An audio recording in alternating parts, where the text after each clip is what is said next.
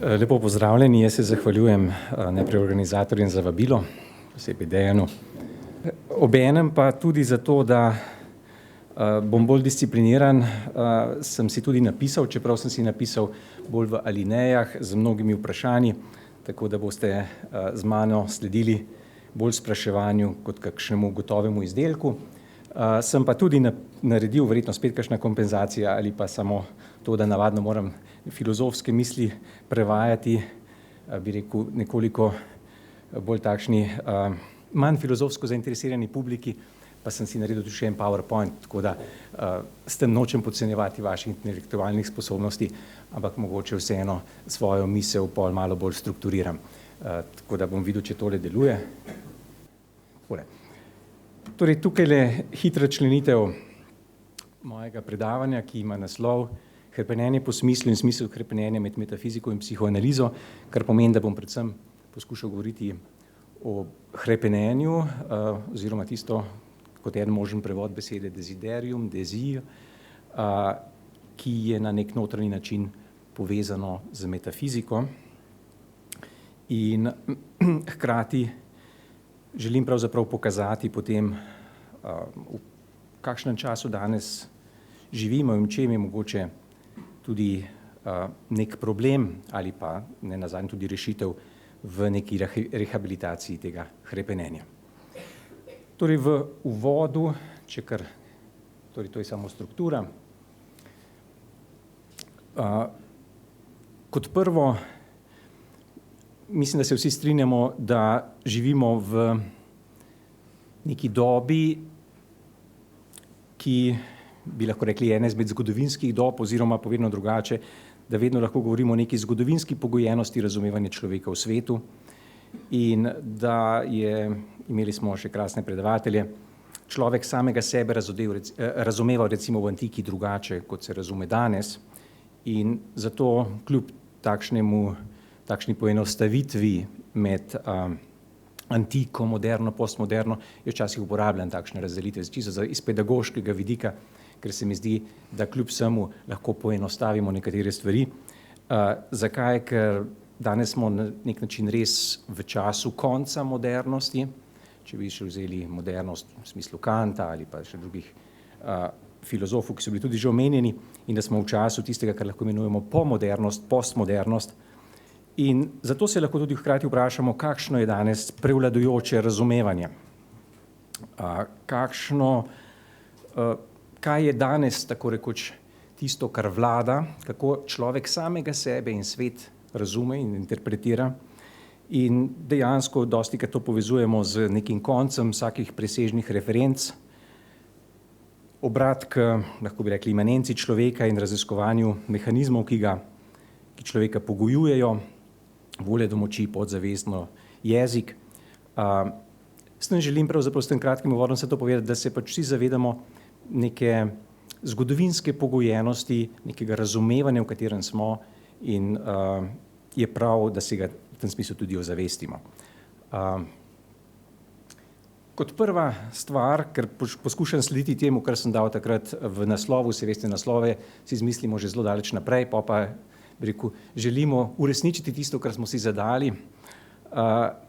Tukaj bi imel najprej samo nekaj predhodnih, preliminarnih razmislekov, ki so bile v takšnem ali drugačnem jeziku pravzaprav že v predhodnih predavanjih izražene. Kot prvo, ko govorimo o smislu, moramo smisel povezati z razumevanjem. In razumevanje pa snuje človek. V prejšnjem predavanju smo tudi, oziroma pri Sergejevem predavanju, govorili prav to, ker edino človek je tisto bitje, ki ve, da je, in pač žival se ne sprašuje, ne razumeva na tak način svojega življenja, svoje biti, in zato tudi pri njej ne more vznikniti vprašanje po smislu. Se pravi, človek je na način razumevanja odprt sebi, svetu in ljudem. Zakaj to pravim? Ker s tem tudi pridemo do dvojne razsežnosti ali pa dveh pomenov razumevanja. Kot prvo je to, da torej prvi nivo razumevanja je vedno, da razumevanje je tako rekoč nujni modus človeka, bom tako rekel, nujni način njegovega eksistiranja, se pravi, človek ne more eksistirati, da ne bi razumeval. To je enako kot ne more, recimo mi ne moremo, da ne bi komunicirali, kajti nekomunikacija je način komunikacije. Zakaj to hočem reči? Da je v tem smislu razumevanje konstitutivno in nujno za človeka. Ker tudi če bi rekel, ja. Po drugi strani pa ravno izkustvo nerazumevanja pokaže, da ima sposobnost razumevanja usmerjenost k neki določeni izpolnitvi. Se pravi, to imate pa drugo raven razumevanja. Prva je tista nujna, ker pač tudi, ko ne razumevaš, ne moremo, ker to je pravzaprav način, kako mi smo, kako vršimo svoje biti. Ampak mi potem tudi vidimo, da imamo včasih zmotno razumevanje, da imamo napačno razumevanje, kar pomeni, da se napravi razlika med, bi lahko rekli, ustreznim, adekvatnim razumevanjem, resničnim razumevanjem in hkrati nekim nerazumevanjem ali pa neresničnim razumevanjem. In tu, to je zdaj druga raven razumevanja, kjer pa že imamo pravzaprav možnost neke resnice. In še več, čeprav vedno mi ljudje zasnujemo razumevanje, obenem izkušamo, da je merilo razumevanja oziroma resnice v nečem, kar je zunaj in neodvisno od nas. Navadno to imenujemo objektivna stvarnost ali celo objektivna resnica. Kakor da sicer mi oblikujemo razumevanje, ker ga ne more nobeno drugo biti oblikovati kot mi, vendar ob tem odgovarjamo nečemu, kar je že pred nami, umljivo, razumljivo, inteligibilno. Zato je klasična definicija resnice v odgovarjanju, adekvaciji našega razumevanja stvari ali stvarnosti v njeni umljivosti. Toda, ali je karkoli zunaj nas umevajočih ljudi umljivo samo v sebi? Ali obstaja nekakšna ontološka resnica ali umljivost stvarnosti, ki predstavlja zunanjo in v tem smislu presežno merilo za naše razumevanje? To ni samoumevno. Če smo mi edini umevajoči, ali potem nismo mi edini, ki vnašamo umevanje, saj stvarnost sama po sebi ni, bi lahko rekli, umna in tako tudi nekateri, bi lahko rekli, argumentirajo, ali ni celo verjetje, da je stvarnost sumljiva, bi nekdo rekel, nekaj, kar je povsem odvisno od našega umevanja. Ali ni mera resnice vedno umevajoči človek? Ali ni človek pravzaprav naiven, ker verjame, da je resnica utemeljena zunaj njega, medtem ko v resnici on projicira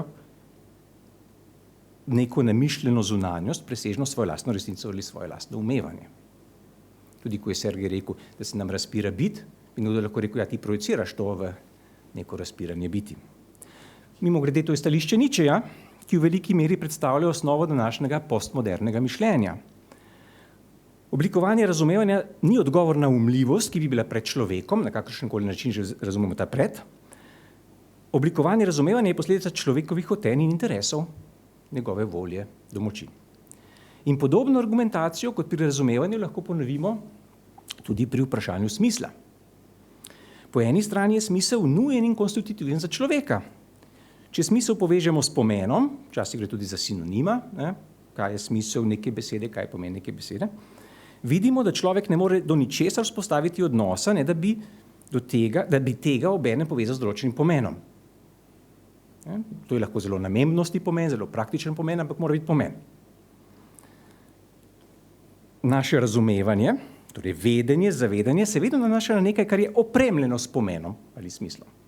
To učeno imenujemo intencionalno zavesti, ki je vedno usmerjena na nekaj, kar ima pomen in z njim povezan tudi namen, intenco. Povedano po domače, misliti za nas pomeni, da imamo nekaj v mislih. To, kar imamo v mislih, pa ima vedno in nujno nek smisel. Se pravi, tudi če je nesmiselno. In tudi tukaj imamo to prvo raven, se pravi, da mi ne moremo drugače se obnašati, kot da vnašamo nek smisel. To je isto, kot če vam jaz rečem, to je nekaj zelo nesmiselnega, ali pa še bolj zabavno, če vam rečem, napravite nekaj nesmiselnega. Boste videli, kako se boste mučili, kako bi napravili nekaj nesmiselnega. Po drugi strani pa pomen ali smisel razodeva odvisnost od širšega konteksta, v katerem se dogaja doživljanje pomena. Če vzamem banalen primer, pomen jabolka, pomen in smisel besede jabolko, se razodeva kot pet širše obzorje nekega področja sveta in našega doživljanja, v katerem jabolko nastopa. Tam dobi tudi beseda smisel oziroma pomen globljo poklicanost. Lahko bi celo rekli, ali obstaja nekaj, kar bi lahko imenovali smisel, smiselni način dogajanja jabolka v širšem kontekstu človekovega odnosa do sveta. Ali je na primer še smiselno z umetnimi sestavinami gojiti jabolka, če pa ti v naše življenje ne prinašajo zdravja, temveč grožnjo? V čem je sploh smisel jabolk? Ob tem verjamemo, da smisla ne določimo povsem mi sami, temveč da je smisel utemeljen v stvari, da ga odkrivamo in da bo polni smisel dosežen, če bo jabolko vršilo svoj življenjski cikel, svoje biti na čim bolj naraven način. Vse tako, se zdi, da ne? Ob tem je tudi zanimivo, da narava in naravnost dostikrat danes služita kot referenca za smisel. Zakaj to pravim? Ker tudi tukaj se seveda postavi dosti širše vprašanje, ker smo prišli do ključnega vprašanja, ali smisel oblikujemo sami po svojih lastnih zmožnostih, saj smo edina bitja, ki smo odprti in imamo odnos do smisla, ali pa ga odkrivamo kot nekaj, kar je pred nami in preddano. Ali če zamenjamo perspektivo, ali izkustvo pomanjkanja in krize smisla ali celo nesmisla pomeni prehodno težavo, da moramo dosedanji nedelujoči smisel nadomestiti s snovanjem novih pojmovnih kontekstov in ustvarjanjem novih smislov, kar se zdi lastno sodobni produkciji medijskega in ekonomskega pogona družbe. Ali pa bi bilo pametneje vprašati, ali je za nas ljudi kakšna mera glede smisla, to, kar Hölderlin pravi, ne? In Heidegger citira, ali obstaja kakšna mera na zemlji. In dodaja, ni je, ne? Ampak to je zanimivo, se pravi, na nek način mera glede smisla, ki prihaja od zunaj in je sami ne moremo poljubno prekrajati. Obe vprašanji, tako glede razumevanja kot glede smisla, dobite pri človeku posebno ostrino. Ker kaj pa zdaj? Mi ne sprašujemo samo po stvareh ven, ampak običajno je spraševanje torej usmerjeno navzven, v svet, tako kot človekov intencionalno zavest. Toda v tem primeru običajno se nanašamo na drugo od sebe, na predmet zavedanja. Zdaj pa se spraševanje obrne v sebe samega in lastno življenje. Kdo sem sprašujoči jaz sam, ki sem se ne po lastni volji znašel v življenju, pri čemer mi moja odlika razuma, razumevanja, obenem predstavlja nalogo in celo breme. Lahko rečemo to, da nam je dano razumeti, hkrati nam je tudi zelo zadano, da bomo nekaj odkrili, razumeli. Razumevanje in njemu pripadajoči smisel sta zame namreč usodna. Razumevanje ni zgolj nekaj pridanega bitju z imenom človek, temveč je način njegovega biti. Način mojega razumevanja hkrati pomeni način mojega biti. Kar huda stvar. A ni tako, ne? Včasih rečem študentom, ni tako kot tisti vic o Mujo tu. Ne, Mujo, sediš in razmišljaš. Prav, ne samo sedim. Ne?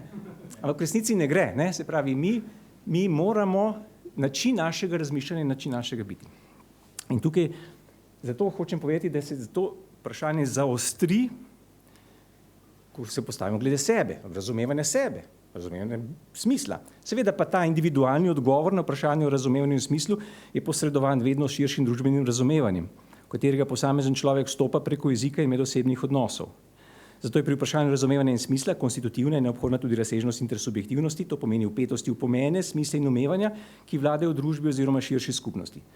Toda v tem se ponovi naše predhodno vprašanje. Ali so pomeni in konteksti smisla zgolj človeške kreacije, ne enega, temveč veliko število ljudi, ali pa tudi za te intersubjektivno oziroma družbeno oblikovane pomene velja kakšna zunanja mera? Ali obstaja stvarno svojo lastno umljivostjo, pri človeku je to potrebno razumeti ne na statičen način, temveč na dinamičen način, ali poseduje naše človeško življenje neko svojo lastno umljivost, ki je ne moremo poljubno prikrajati svojim interesom in ne moremo osnovati smisla po lastni volji. Domoči. S tem pridem do naslednjega slajda. Pojem hrepenenja in metafizika. Prav zato, ker ne zadostuje statičen pogled in moramo izhajati iz živetega življenja, v katero smo postavljeni, je življenje tisto, ki nam postavlja vprašanje in išče odgovore. O tem razkrivamo razkorak med pomeni in razumevanjem, ki jih živimo, se pravi prva raven, in med tem, kar lahko imenujemo objektivna resnica ali globlji pomen, druga raven, ki zadeva naše življenje in svet, v katerem to življenje vršimo. To globlje vprašanje resnice in smisla ni nič izjemnega ali nevsakdanjega. Nasprotno, naš vsakdanjik je poln dogodkov, kjer si na primer o veliki nepravičnosti vsaj želimo, da bi imela pravično zadnjo besedo. Sicer bo to spodkopavalo vsak smisel delovanja. Ali pa smo zaradi razočaranosti izgubili vero, da na koncu obstaja kakršenkoli smisel in se nam zdi bolj smiselna cinična drža, ki vprašanje po smislu razgalja kot nesmiselno. Torej, dolga doba naše zahodne kulture, ki so jo nekateri kot Heidegger poimenovali kar čas metafizike, je imela svoj začetek v veri, da človek v sebi nosi, kar ga dviga med ostala naravna bitja. Da njegova sposobnost tega razumevanja, ki ga razlikuje od drugih bitij, omogoča dotik nečesa, kar je v paradoksalnem odnosu do naše vsakdanje izkušnje. Človek je sicer presežno bitje, že v običajnem pomenu, ker v umevanju je sposoben iti onkraj sebe in vzpostavlja razumljeni svet. Toda v začetku grške metafizike je človek odkril možnost spoznanja nečesa, kar ni podvrženo spreminjanju in minevanju in zato tudi ni podvrženo smrti. Možnost spona v ta večni umni svet je imelo usodne posledice za samo razumevanje človeka. Zdaj, vseeno je, kaj si rečemo, ali to obstaja, ne obstaja, ampak kako se je spremenilo samo razumevanje človeka. In dejansko je človek postal to, kar še vedno verjame tudi Kant, na višku modernosti, da je državljan dveh svetov. Se pravi, da resnica in smisel človekovega življenja se ne izčrpa v njegovi čutno-telesni danosti, ki je podvržena omejenosti in trpljenju in na koncu smrti, temveč da človek v sebi odkriva zahtevo po globljem, le umu dostopnem smislu, ki ga dela državljana presežnega metafizičnega sveta. Jaz se popolnoma zavedam, da ko uporabljam besedo metafizika, sam sem se jo sramoval dolgo časa, ko sem bil bolj zvest Heideggeru, zdaj sem se pa sprostil. Pa rečem, zakaj pa ne. Tako da, ja, tega po Kantu, kot vemo, sicer ni mogoče dokazati.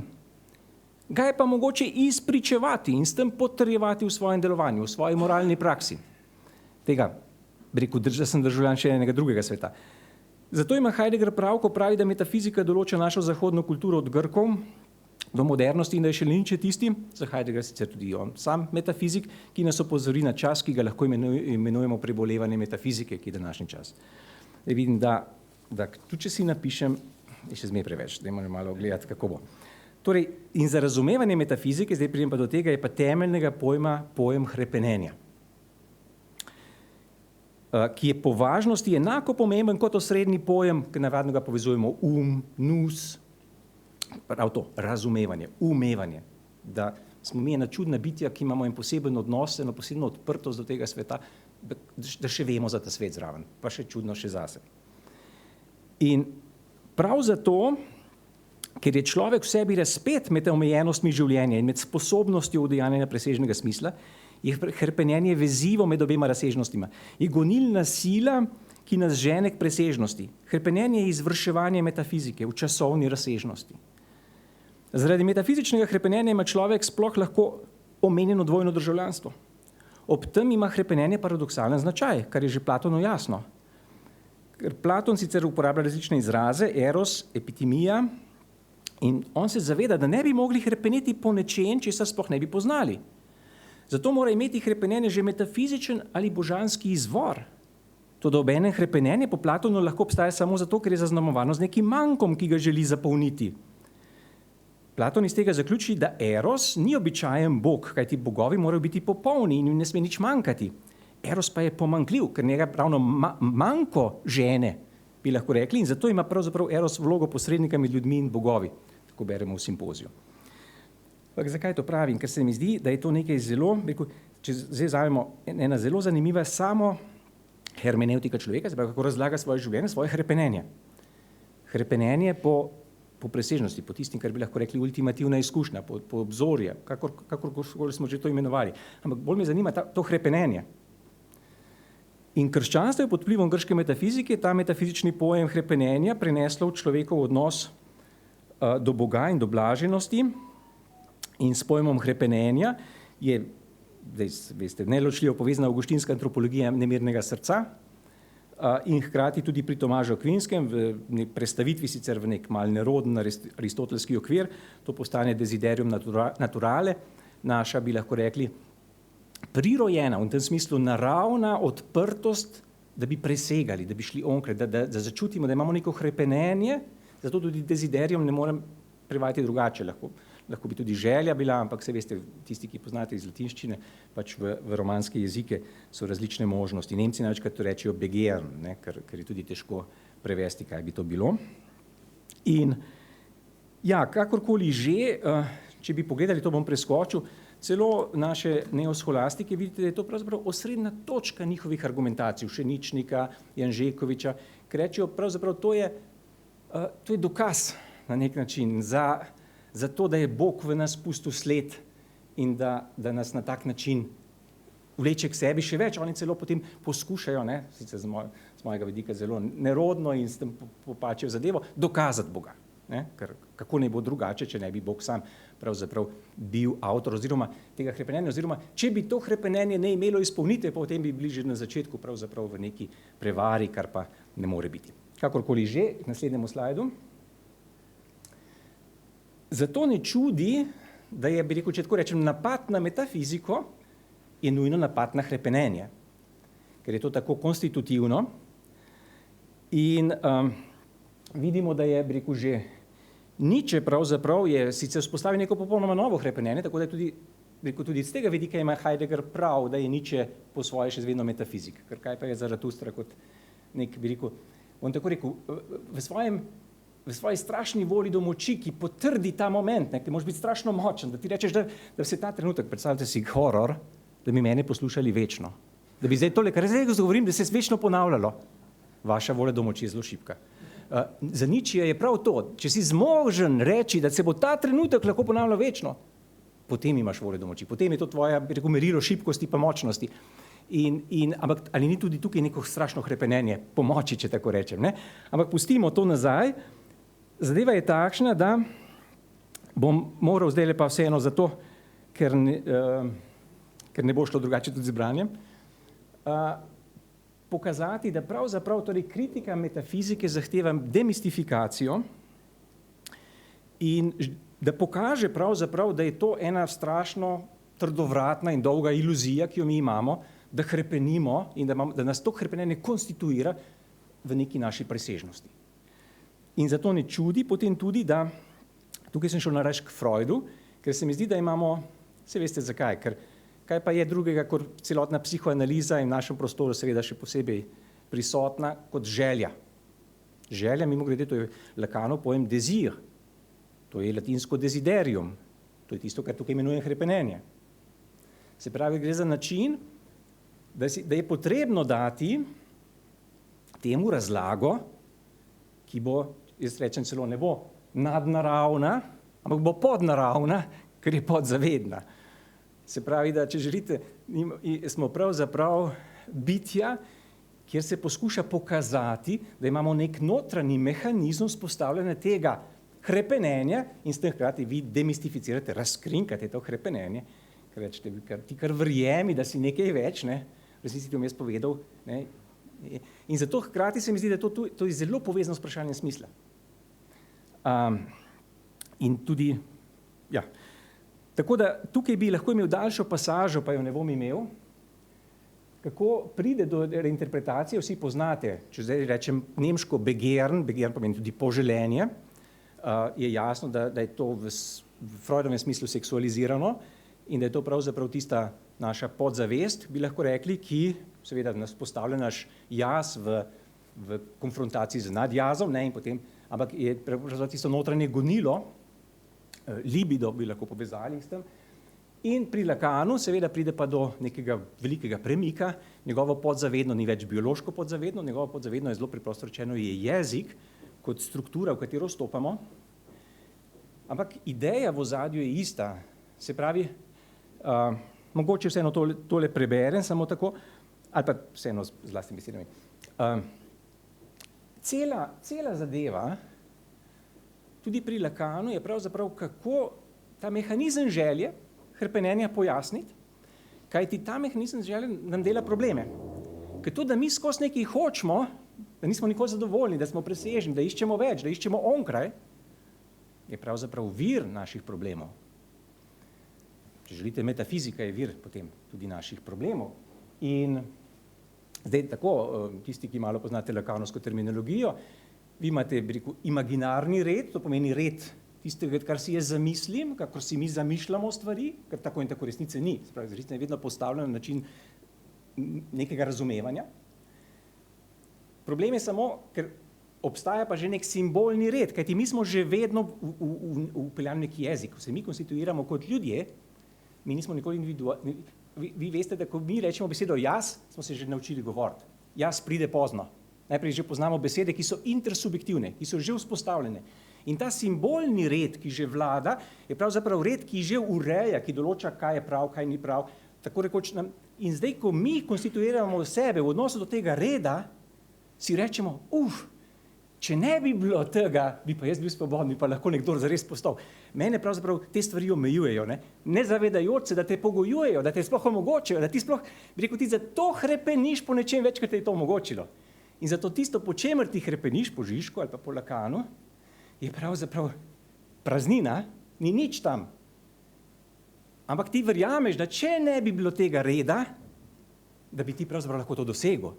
In tebe pravzaprav ta želja žene, in zato imate tudi Lobže, Ptia in tako naprej, ker je potem tisto drugo, veliko drugo, tisto realno, mora dobiti neke druge nadomestke, ki jih potem ti želiš in si to želiš in potem imaš še celotno funkcijo užitka. Ampak ne gre mi zdaj za to.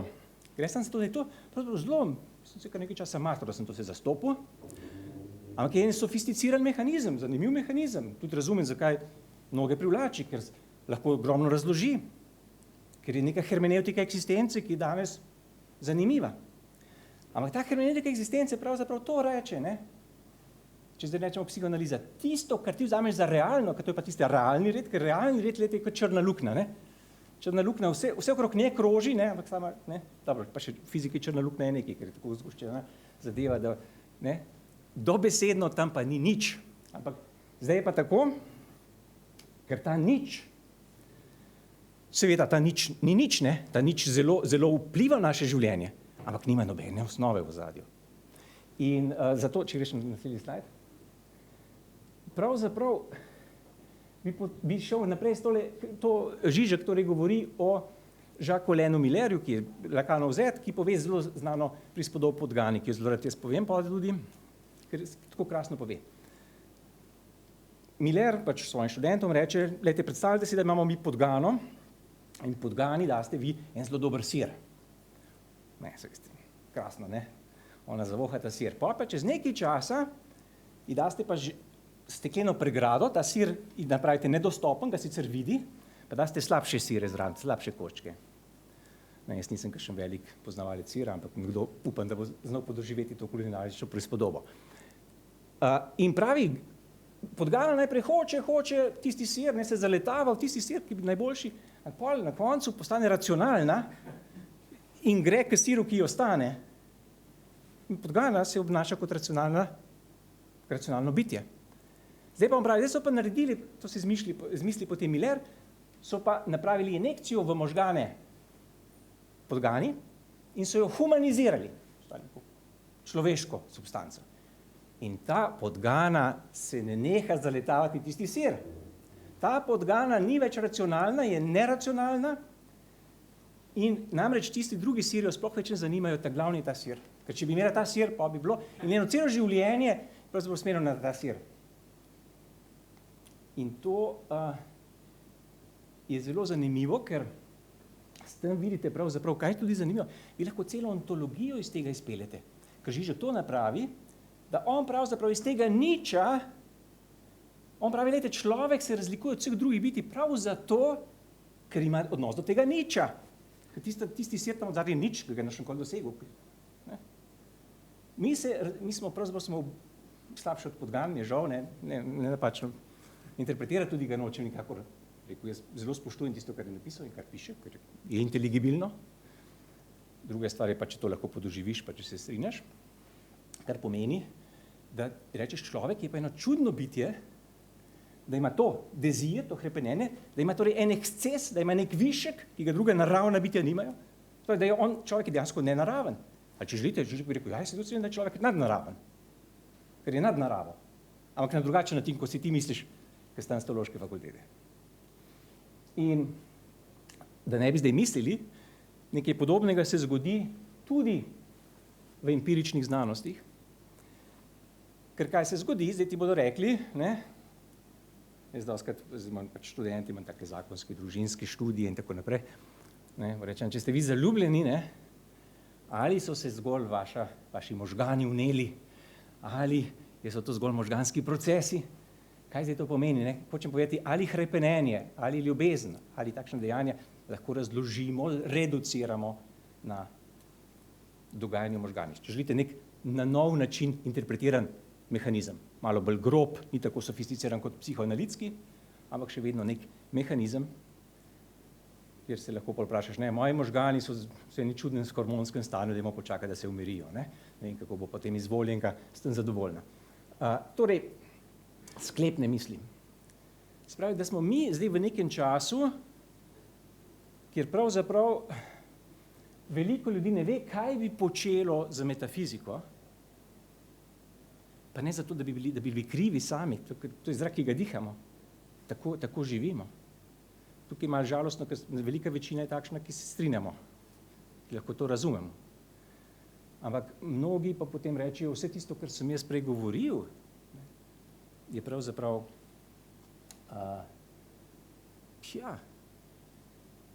neka, kako naj rečem, lepa iluzija, ne, se je to lepo, celo literarno pomembno, pa potrebujemo to, ne, če kakšno pesem prebrati. Ampak ontološko pa ne verjamem v take zadeve. Seveda je to tudi cela zadeva religioznosti v ozadje, ampak ne gre samo za religioznost, gre za umetnost. In mi dejansko imamo danes postmoderno redukcijo hrepenenja na željo in smisla na moč. Smisel je tisto, ker gledajte, kaj pa cel Foucault. Celega Foucaulta kot nekoga, recimo, lahko berete kot to, da bo rekel, gledajte, vse karkoli se dogaja, vse resnice, vsa razumevanja so pravzaprav izraz nekih moči. Nekdo je z neko močjo to dosegel, to, da se mi danes učimo v šoli, to pa to, je pravzaprav niso neka globoka, ne, nekdo, ki je uspel uveljaviti to svojo močjo. In zdaj pa, in zato tudi bi rekel, tukaj sem se spomnil, ki je včeraj Šuštaršič zelo luštno predavanje, meni je bilo strašno všeč, pa še humorno je bilo. On je prav to govoril, kaj mi danes naredimo s hrepenenja po smislu hrepenenja. Mi smo naredili industrijo tega, ne? Pridi k nam, če hrepeniš. Ne? Smo napravili psihološko zadevo in postavili se vprašanje, ali je, bom tako rekel, metafizika možna, pa ne mislim metafizika kot taka, to je nekaj abstraktnega. Ali je nekaj, kar mi povratno interpretiramo kot metafizično izkustvo možno. In to je hermenevtika eksistence. To, lejte, na koncev, ne, zaključka ne bom bral, še dobro, nekaj je bil malo preveč metafizičen, ampak sem gotovo pokazal, da mi imamo, še zmeraj smo odprti za metafizične izkustva. V končni fazi je Brane, moj soimenjak, kot prvi pravzaprav to opisal na svoj način. Šlo je pravzaprav za opis tistega, kar jaz tukaj rečem možnost metafizičnega izkustva. Ampak nekdo bi rekel, ti čutiš celoto, ne? Ja, ekonomija tudi reče celota, ne? Zdaj, ti moraš sam verjeti, da je to izkustvo najbolj pristna razlaga tistega razumevanja izkustva. In te vere ti ne more kar nekdo dati. In v tem smislu bi res rekel, če dobimo tako hrepenenje v nas, potem je to božanskega izvora. Hvala lepa.